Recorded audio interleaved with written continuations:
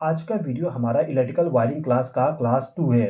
जैसे कि first class में मैंने आपको ये बताया था कि जो कॉन्टैक्टर होता है, उस कॉन्टैक्टर को चालू और बंद करने के लिए किस प्रकार से वायरिंग करोगे। मैंने जो वायरिंग बताया था उसमें आपको प्रैक्टिकली भी समझाया था, साथ ही साथ में जो सर्किट डायग्राम है उसके ज़रिए भी पूरा चीज़ें एक्सप्लेन किया था। आज के वीडियो के द्वारा भी मैं आपको पूरा प्रैक्टिकली भी एक्सप्लेन करूँगा, साथ ही साथ में सर्किट डायग्राम के ज़रिए भी एक्सप्लेन करूँगा। अब पिछला क्लास जो था उस क्लास में मैंने आपको ये बोला था कि जो सेकंड क्लास होगा उसमें मैं आपको सेलेक्टर स्विच का वायरिंग करना बताऊंगा। लेकिन सेलेक्टर स्विच का वायरिंग समझने से पहले आपको ये समझना होगा कि जो कॉन्टेक्टर होता है उस कॉन्टेक्टर का जो एनओ एनसी कॉन्टैक्ट होता है उसका इस्तेमाल किस प्रकार से करते हैं। जो नेक्स्ट क्लास होगा उसमें मैं आपको सेलेक्टर स्विच का पूरा वायरिंग एक्सप्लेन कर दूंगा, ठीक है। जैसे कि आप लोगों को मालूम है जो कंट्रोल सर्किट होता है, कंट्रोल सर्किट में मोस्टली कंडीशन में एनओ एनसी कॉन्टैक्ट का ही इस्तेमाल किया जाता है। यदि आप एनओ एनसी कॉन्टैक्ट का इस्तेमाल करना सीख जाओगे तो आप ये समझिए कि जो इलेक्ट्रिकल वायरिंग का एबीसीडी होता है उसको आपने समझ लिए। तो सबसे पहले मैं क्या करता हूँ कि ये जो मेरा कॉन्टैक्टर है इस कॉन्टैक्टर को चालू करने के लिए सिंबल बनाता हूँ। जैसे कि मैंने आपको पिछले क्लास में बताया था कि जो कॉन्टैक्टर का कॉइल होता है उसी कॉइल को पावर सप्लाई प्रोवाइड करने के बाद कॉन्टैक्टर चालू होता है, और जो कॉन्टैक्टर का कॉइल होता है उसका सिंबल इस प्रकार से होता है। तो कॉन्टैक्टर का सिंबल मैंने यहाँ पे बना दिया। अब इस कॉन्टैक्टर को यदि हम फेज सप्लाई दे देते हैं और इसको यदि हम न्यूट्रल पावर सप्लाई प्रोवाइड कर देते हैं तो इस कॉन्टैक्टर को हम ऑपरेट कर सकेंगे। अब जो हमारा कॉन्टैक्टर, ये कॉन्टैक्टर यदि ऑपरेट होता है तो इसका जो एनओ एनसी कॉन्टैक्ट होगा वो कॉन्टैक्ट चेंज होगा। एनओ कॉन्टैक्ट को मैं इस प्रकार से बना देता हूँ और एनसी कॉन्टैक्ट को इस प्रकार से बना देता हूँ। पिछले क्लास में मैंने आपको ये बताया था कि जो कॉन्टैक्टर होता है इस कॉन्टैक्टर को यदि हम चालू कर देंगे तो इस कंडीशन में इसका जो कॉन्टैक्ट है वो कॉन्टैक्ट चेंज हो जाएगा, यानी कि एनो कॉन्टैक्ट जो है वो आगे पावर सप्लाई को फ्लो कराना स्टार्ट कर देगा इस प्रकार से। इसके बाद इस कॉन्टैक्टर के चालू होने की वजह से ये जो एनसी कॉन्टैक्ट है वो ओपन हो जाएगा, यानी कि सर्किट को ब्रेक कर देगा, ठीक है। तो सबसे पहले इस कॉन्टैक्टर का जो एनो कॉन्टैक्ट है उसका इस्तेमाल कर लेते हैं, ठीक है। तो मैं एक पूरा सर्किट डायग्राम के जरिए एक्सप्लेन करूंगा। यहाँ पे मेरा एक पावर सर्किट डायग्राम है, ये फेज सप्लाई हो गया और इसके नीचे में मैं यहाँ पे न्यूट्रल पावर सप्लाई बना देता हूँ। अब इसके बीच में मैंने क्या किया, जो कॉन्टैक्टर का कॉइल है उसको कनेक्ट कर दिया इस प्रकार से। यहाँ पे फेज सप्लाई कनेक्ट है और नीचे में ये न्यूट्रल पावर सप्लाई कनेक्ट है, मतलब कि कॉन्टैक्टर तो हमारा चालू हो जाएगा। अब इसके चालू होने के बाद इसका जो कॉन्टैक्ट है, फिलहाल के टाइम पे एनो कॉन्टैक्ट इस्तेमाल करते हैं। तो जो एनो कॉन्टैक्ट है इस एनो कॉन्टैक्ट को फेज सप्लाई में यहाँ से प्रोवाइड कर देता हूँ, मतलब कि फेज सप्लाई डायरेक्टली प्रोवाइड कर देता हूँ। इसके बाद जो इस कॉन्टैक्ट का आउटपुट है, जैसे कि आप देखोगे यहाँ पर इस कॉन्टैक्टर में जो एनो कॉन्टैक्ट है 13 नंबर का टर्मिनल और आउटपुट में 14 नंबर का टर्मिनल है। जो भी पावर सप्लाई आप यहाँ पे कनेक्ट करोगे इस कॉन्टैक्टर के चालू होने के बाद ही पावर सप्लाई आगे फ्लो होगा, मतलब कि 14 नंबर के टर्मिनल पे आपको तभी पावर सप्लाई मिलेगा जब आपका कॉन्टैक्टर ऑन होता है। ये कंडीशन होता है एनो कॉन्टैक्ट का, एनसी कॉन्टैक्ट का उल्टा होगा, ठीक है। तो मैं क्या करता हूँ कि इस कॉन्टैक्टर का जो एनो कॉन्टैक्ट है उसको ले जाके एक इंडिकेशन लैम्प के साथ कनेक्शन कर देता हूँ। आप यहाँ पे देख सकते हैं ये जो सिंबल है वो होता है इंडिकेशन लैम्प का, ये एनो कॉन्टैक्ट है और इसको हमने पावर सप्लाई प्रोवाइड कर दिए हैं। तो ये जो सर्किट डायग्राम है इसी सर्किट डायग्राम के अनुसार पूरा मैंने कनेक्शन कर दिया। अब कनेक्शन करने के बाद ये जो मेरा कॉन्टैक्टर है इस कॉन्टैक्टर को अभी के टाइम पे मैंने पावर सप्लाई प्रोवाइड नहीं किया हूँ। आप देख सकते हो कॉन्टैक्टर अभी के टाइम पे ऑफ कंडीशन में है। कॉन्टैक्टर ऑफ कंडीशन में है तो आप देख सकते हो इंडिकेशन जो लैंप है ये इंडिकेशन लैंप ऑफ कंडीशन में है। आप देख सकते हैं अभी इंडिकेशन लैंप ग्लो नहीं हो रहा है। अब यदि मुझे इस इंडिकेशन लैंप को ग्लो करवाना है तो इस कंडीशन में ये जो एमसीबी है इस एमसीबी को चालू करना पड़ेगा जिससे कि कॉन्टैक्टर को पावर सप्लाई मिल जाए। कॉन्टैक्टर को यदि पावर सप्लाई मिलता है तो इसका जो एनो कॉन्टैक्ट है वो क्लोज हो जाएगा, मतलब कि पावर सप्लाई यहाँ पे जो था वो आगे फ्लो होना स्टार्ट हो जाएगा। आप देख सकते हो यहाँ पे इंडिकेशन लैंप ग्लो होना स्टार्ट हो गया। इसको मैं ऑफ करता हूं तो इंडिकेशन लैंप ऑफ हो गया और ऑन करने पे इंडिकेशन लैंप ऑन हो गया, ठीक है। तो अभी के टाइम पे आप केवल ये समझिए कि जो एनो कॉन्टैक्ट होता है उस एनो कॉन्टैक्ट के आउटपुट टर्मिनल से यदि आपको पावर सप्लाई चाहिए तो इस कंडीशन में कॉन्टैक्टर को चालू करना पड़ेगा। और यहाँ पे आप ये भी समझ सकते हो कि जो एनो कॉन्टैक्ट है उस एनो कॉन्टैक्ट से आपको तब तक पावर सप्लाई नहीं मिलेगा जब तक कि आपका जो कॉन्टैक्टर है या फिर जिसका भी एनो कॉन्टैक्ट है वो ऑन नहीं होता है, ठीक है। मैं अभी के टाइम पे पूरा एक्सप्लेनेशन कॉन्टैक्टर के द्वारा कर रहा हूँ। टाइमर के कंडीशन में भी सेम चीज होगा। यदि आप यहाँ पे टाइमर इस्तेमाल करोगे, टाइमर का जो एनो कॉन्टैक्ट है उसके द्वारा आपको पावर सप्लाई तब तक नहीं मिलेगा जब तक कि आपका टाइमर का टाइम कंप्लीट नहीं होता है। टाइमर का टाइम कंप्लीट होने के बाद टाइमर आउटपुट सिग्नल को जनरेट करेगा, ठीक है। तो एनो कॉन्टैक्ट किस प्रकार से कॉन्टैक्ट को चेंज करता है इसको मैंने आपको बता दिया। अब इसी एनो कॉन्टैक्ट के जगह पे मैं क्या करता हूँ, यहाँ पे एनसी कॉन्टैक्ट बना देता हूँ। ये एनसी कॉन्टैक्ट का सिंबल है। अब ये जो एनसी कॉन्टैक्ट है इस एनसी कॉन्टैक्ट को मैं फेज सप्लाई यहाँ से दे देता हूँ और इसके बाद में जो लैंप है मेरा जो इंडिकेशन लैंप है, इस इंडिकेशन लैंप को मैं क्या करता हूँ कि एनसी कॉन्टैक्ट से पावर सप्लाई ले आकर प्रोवाइड कर देता हूँ और न्यूट्रल पावर सप्लाई में डायरेक्टली प्रोवाइड कर देता हूँ। मतलब कि जो इंडिकेशन लैंप है उसको मैं एनसी कॉन्टैक्ट के साथ कनेक्ट कर देता हूँ। फिलहाल के टाइम पे जो मेरे पास में कॉन्टैक्टर है, इस कॉन्टैक्टर में कोई भी एनसी कॉन्टैक्ट नहीं है, तो इसके लिए मुझे अलग से ऑक्सिलरी कॉन्टैक्ट का इस्तेमाल करना पड़ेगा। ये जो आप देख रहे हो इसको हम कहते हैं ऐड ऑन ब्लॉक। मतलब कि इसको हम यदि कॉन्टैक्टर के ऊपर में कनेक्ट कर देंगे तो कॉन्टैक्टर के साथ में ये भी ऑपरेट होना स्टार्ट हो जाएगा। और इसमें जो एनो एनसी कॉन्टैक्ट है इसका इस्तेमाल हम नॉर्मल तरीके से कर सकते हैं जिस प्रकार से कॉन्टैक्टर का इस्तेमाल कर रहे हैं। तो मुझे क्या करना है कि इस इंडिकेशन लैंप को एनसी कॉन्टैक्ट के साथ कनेक्ट करना है। तो यहाँ से मैं वायर ओपन कर दिया और इस कॉन्टैक्ट में देखोगे आप यहाँ पे एनसी कॉन्टैक्ट है। ये जो एनसी कॉन्टैक्ट है इसी के साथ इस वायर को कनेक्ट कर देता हूँ। कनेक्शन हो गया, ठीक है। तो एनसी कॉन्टैक्ट पे हमने एक वायर को कनेक्ट कर दिए। इस एनसी कॉन्टैक्ट का जो इनपुट है इसको भी हमें पावर सप्लाई देना होगा। तो यहाँ से वायर को ओपन करके डायरेक्टली ले जाके यहाँ पे कनेक्ट कर देता हूँ। इसको कनेक्ट करते ही आप देखोगे ये जो इंडिकेशन लैंप है, इंडिकेशन लैंप ऑन कंडीशन में चला गया, मतलब कि ग्लो हो रहा है। अभी के टाइम पे कॉन्टैक्टर मेरा ऑफ है तब भी इंडिकेशन लैंप ग्लो कर रहा है। अब यदि मैं इस कॉन्टैक्टर को चालू करूं तो आप देखोगे ये जो इंडिकेशन लैंप ग्लो हो रहा था ये ऑफ हो गया। आप देखिए यहाँ पे ऑफ हो गया। कॉन्टैक्टर को ऑफ करने के बाद इंडिकेशन लैंप ग्लो करना स्टार्ट कर दिया और कॉन्टैक्टर को यदि मैं चालू करता हूं तो इंडिकेशन लैंप ऑफ हो गया, ठीक है। तो दोस्तों इस कॉन्टैक्टर का जो एनो कॉन्टैक्ट है और जो एनसी कॉन्टैक्ट है उसके साथ किस प्रकार से लैंप का कनेक्शन करेंगे इसको मैंने आपको एक्सप्लेन कर दिया। अब ये जो एनो एनसी कॉन्टैक्ट है इसके वर्किंग के अकॉर्डिंग यदि आप चलोगे तो आप ये कह सकते हो कि जो एनो कॉन्टैक्ट है उस एनो कॉन्टैक्ट के साथ यदि हम लैंप को कनेक्ट कर देंगे तो उसको हम कहेंगे on indication lamp. On indication lamp हम इसलिए कह रहे हैं क्योंकि जो एनो कॉन्टैक्ट है, एनो कॉन्टैक्ट नॉर्मली कंडीशन में पावर सप्लाई को आगे फ्लो नहीं होने दे रहा है। लेकिन जैसे ही हम कॉन्टैक्टर को चालू कर रहे हैं, कॉन्टैक्टर के चालू होने के बाद एनो कॉन्टैक्ट पावर सप्लाई को आगे फ्लो करवा रहा है जिस वजह से इंडिकेशन लैंप ग्लो हो रहा है। मतलब कि कॉन्टैक्टर ऑन हो गया, मतलब कि हमारा मोटर ऑन हो गया। मोटर ऑन हो गया इसका मतलब कि हमें ऑन इंडिकेशन लैंप को ग्लो करवाना है, ठीक है। इसी प्रकार से जो एनसी कॉन्टैक्ट था, एनसी कॉन्टैक्ट हमारा इंडिकेशन लैंप को हमेशा ग्लो करवाते रह रहा था। लेकिन जैसे ही कॉन्टैक्टर को हम चालू करते थे तो इस कंडीशन में जो इंडिकेशन लैंप है, इंडिकेशन लैंप ऑफ हो जाता था। इसका मतलब ये है कि जो एनसी कॉन्टैक्ट है इसके साथ यदि हम इंडिकेशन लैंप को कनेक्ट कर देंगे तो ये वाला जो इंडिकेशन लैंप है ये indication lamp of indication lamp कहलाएगा, ठीक है।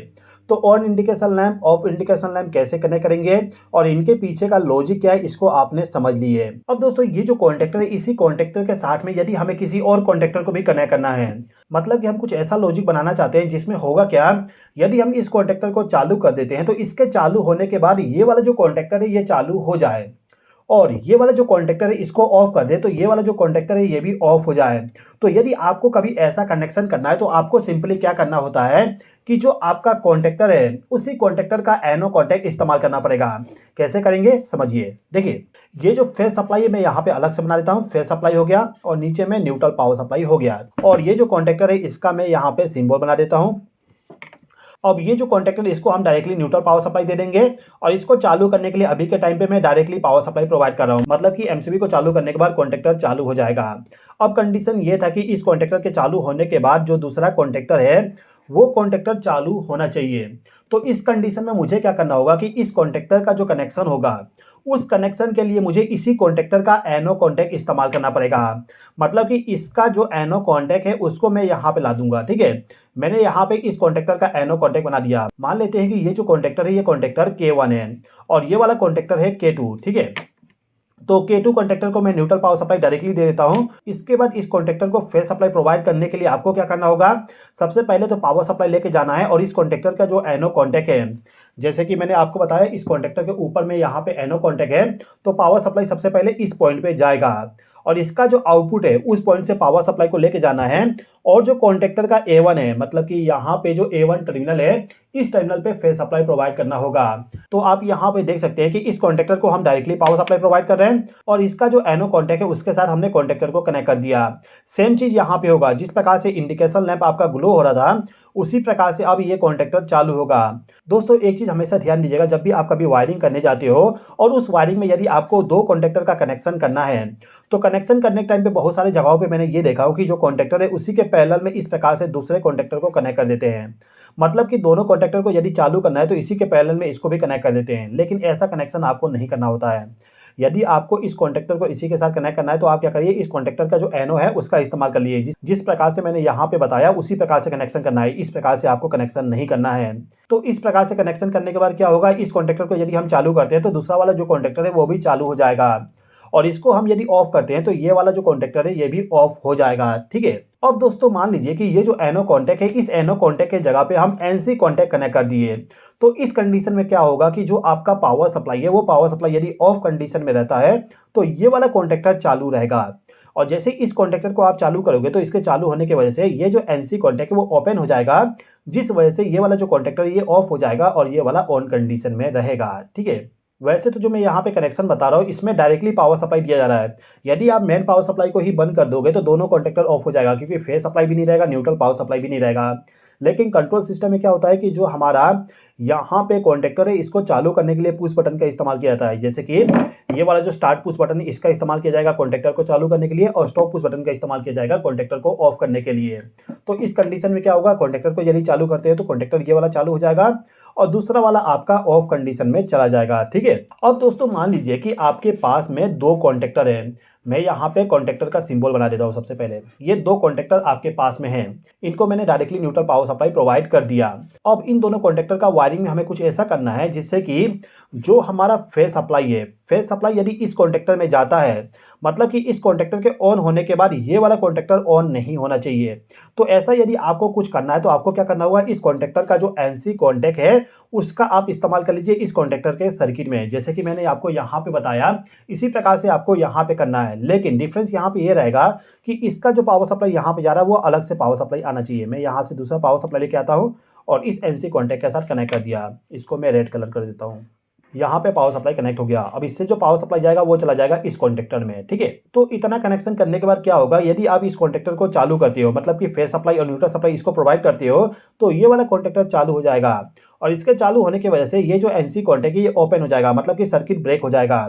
अब यदि आपने यहाँ पे सर्किट को ब्रेक कर दिए और इसके बाद में आप इस कॉन्टैक्टर को चालू करने के लिए पावर सप्लाई प्रोवाइड करते हो तो कॉन्टैक्टर चालू नहीं होगा, क्योंकि जो आपका फेस सप्लाई है वो इस पॉइंट से आएगा और केवल यहाँ पे जाके रुक जाएगा। आपका जो ये एनसी कॉन्टैक्ट है अभी के टाइम पे ओपन कंडीशन में, क्योंकि ये वाला कॉन्टैक्टर ऑन है। यदि आप इस कॉन्टैक्टर को ऑफ कर देते हो और इसको ऑफ करने के बाद यदि आप इस कॉन्टैक्टर को चालू करने के लिए पावर सप्लाई प्रोवाइड करोगे तो ये वाला जो कॉन्टैक्टर ये कॉन्टैक्टर ऑन हो जाएगा। ठीक है। अब यदि आप ये चाहते हो कि आपका जो दोनों कॉन्टैक्टर है ये दोनों कॉन्टैक्टर आपस में इंटरलॉक हो जाए, मतलब कि एक टाइम पे एक ही कॉन्टैक्टर चालू होना चाहिए, चाहे ये वाला चालू हो जाए चाहे ये वाला चालू हो जाए। यदि आप दोनों कॉन्टैक्टर का पावर सप्लाई ऑन कर देते हो तो इस कंडीशन में भी केवल एक कॉन्टैक्टर चालू होना चाहिए, जिसको पहले पावर सप्लाई जाएगा वो चालू हो जाएगा और दूसरा वाला जो है वो ऑफ कंडीशन में ही रहेगा। तो इसके लिए आपको क्या करना होगा कि जो बाकी दूसरा कॉन्टैक्टर है इसका जो एनसी कॉन्टैक्ट है उसका भी इस्तेमाल करना पड़ेगा इस वाले सर्किट में, मतलब कि इसका एनसी कॉन्टैक्ट यहाँ पे इस्तेमाल कर लोगे तो इसके ऑन होने से ये वाला जो कॉन्टैक्ट है वो ओपन हो जाएगा, जिस वजह से इसका सर्किट को ब्रेक कर देगा। मतलब कि आप देख सकते हो यहाँ पे इस कॉन्टैक्टर का एनसी कॉन्टैक्ट मैंने यहाँ पे इस्तेमाल कर लिया और ये वाला जो कॉन्टैक्टर है इसका एनसी कॉन्टैक्ट मैंने यहाँ पे इस्तेमाल कर लिया, मतलब कि इंटरचेंज करके मैंने इस्तेमाल कर लिया, जिस वजह से क्या हो रहा है इसका इंटरलॉकिंग ये वाला कर रहा है और इसका इंटरलॉकिंग ये वाला कर रहा है। ठीक है। तो ये जो सर्किट डायग्राम है इसी के जैसे मैंने पूरा वायरिंग कर दिया। अब इसमें आप देखोगे कि ये जो कॉन्टैक्टर है इस कॉन्टैक्टर का जो वायरिंग किया गया है इसके लिए ब्लू वायर का इस्तेमाल किया गया है, और इसमें आप देखोगे जो पावर सप्लाई है वो सबसे पहले इस एनसी कॉन्टैक्ट में गया है, उसके बाद पावर सप्लाई आया है इस कॉन्टैक्टर में। इसी प्रकार से इस कॉन्टैक्टर को चालू करने के लिए इस वाले एमसीबी का इस्तेमाल किया गया है और इसमें रेड वायर का इस्तेमाल किया हो। इसमें आप देखोगे पावर सप्लाई सबसे पहले एनसी कॉन्टैक्ट में गया है और यहाँ से पावर सप्लाई गया है इस कॉन्टैक्टर के A1 टर्मिनल पे। ठीक है। अब मैं सबसे पहले इस कॉन्टैक्टर को ऑन कर देता हूँ। ऑन करने के लिए ये वाला जो स्विच है इसको ऑन करता हूँ।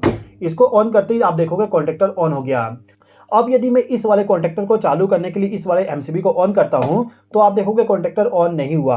अभी के टाइम पे ये वाला कॉन्टैक्टर ऑन इसलिए नहीं हुआ क्योंकि यहाँ पे हमने एनसी कॉन्टैक्ट का इस्तेमाल किए थे, मतलब कि ये कॉन्टैक्टर चालू होने के वजह से इसका सर्किट ब्रेक कर दिया। यदि मैं इस आउटपुट टर्मिनल पे पावर सप्लाई को चेक करूँ टेस्टर के द्वारा तो मुझे यहाँ पे पावर सप्लाई नहीं मिलेगा। यदि मैं इसको ऑफ कर दूँ तो यहाँ पे पावर सप्लाई आना स्टार्ट हो जाएगा। आप देख सकते हैं।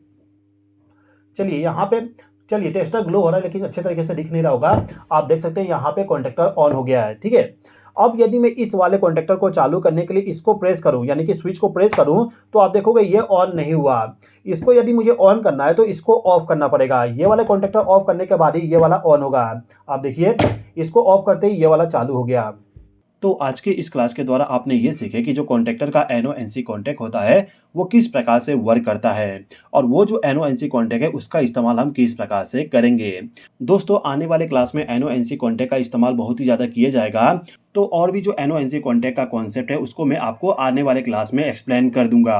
तो मैं उम्मीद करता हूँ कि आपको ये वीडियो पसंद आया होगा। वीडियो पसंद आए तो प्लीज़ लाइक करिएगा और कमेंट करके मुझे ये बताइए कि आपको ये वीडियो कैसा लगा। चलिए इस वीडियो को यहीं पे समाप्त करते हैं। इस वीडियो को देखने के लिए धन्यवाद।